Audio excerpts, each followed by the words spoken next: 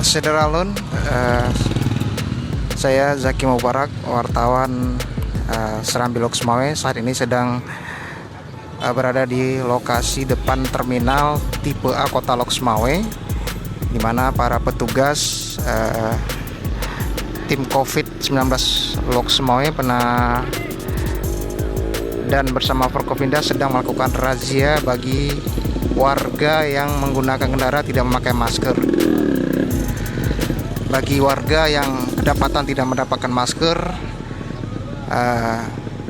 diarahkan untuk menuju ke meja pos, lalu didata dan diberikan masker sebagai peringatan awal.